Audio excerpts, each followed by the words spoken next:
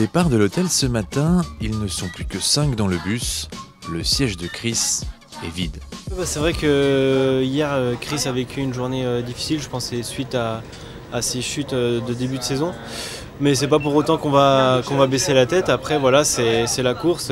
Comme on peut voir chez Ineos aussi, il y a eu des chutes, il y a eu des personnes qui ont dû quitter la course. Mais après voilà, on est toujours là, on a toujours des cartes pour le général, pour des arrivées au sprint. Donc non, on garde la tête haute. La vallée du Rhône est bien connue pour être venteuse, il va donc falloir s'en méfier. Ouais, je pense que c'est 200 km avec beaucoup de vent. Et c'est important de rester vigilante et on va protéger Pierre parce qu'il était bien placé sur le classement général. Donc on va faire notre meilleur pour garder lui et pas perdre du temps nécessaire. Le parcours est relativement plat, l'équipe s'attend donc à une arrivée au sprint. C'est probablement une arrivée au sprint aujourd'hui. Avec une grosse partie de l'étape, ce sera vent de face. Il n'y a que quand on quitte la vallée du Rhône pour aller chercher le grimpeur et revenir sur l'arrivée que là ça peut être dangereux. Donc être vigilant à ce moment-là pour éviter les cassures et pouvoir aider Edvald au mieux possible. En effet, c'est Edvald qui normalement disputera le sprint aujourd'hui. Peut-être une chance pour lui de rajouter une victoire sur Paris-Nice à son long palmarès. Yeah, I'm really motivated to go for the sprint today and hope that I can manage to get good to the front and get a good result. And I look forward to have a go at the final today.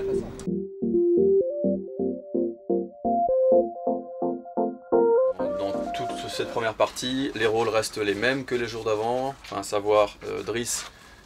Toujours avec Pierre, voilà, toujours ta journée à t'occuper de Pierre, principalement pour le final. À côté, on avait bien distribué donc, les rôles de la journée avec Edvald en sprinter aujourd'hui, Anto, et Fabien pour venir avec eux être un soutien supplémentaire dans le final. Okay.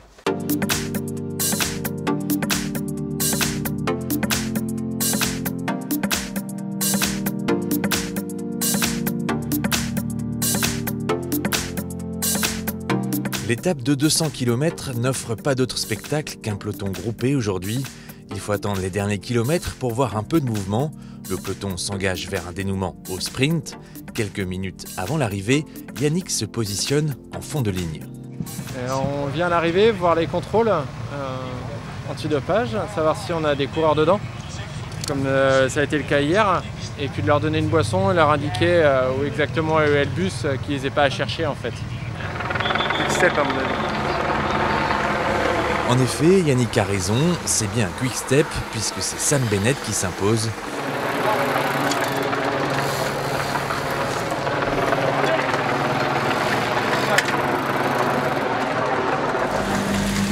Edvald, lui, n'a pas réussi à se faufiler pour disputer son sprint.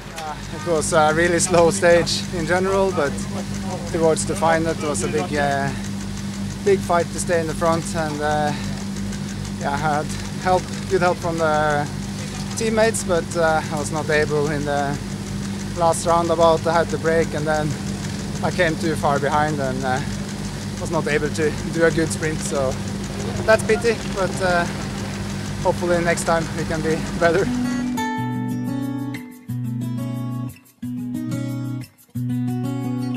Prochaine étape, Brignoles-Biot, la plus longue de ce Paris-Nice.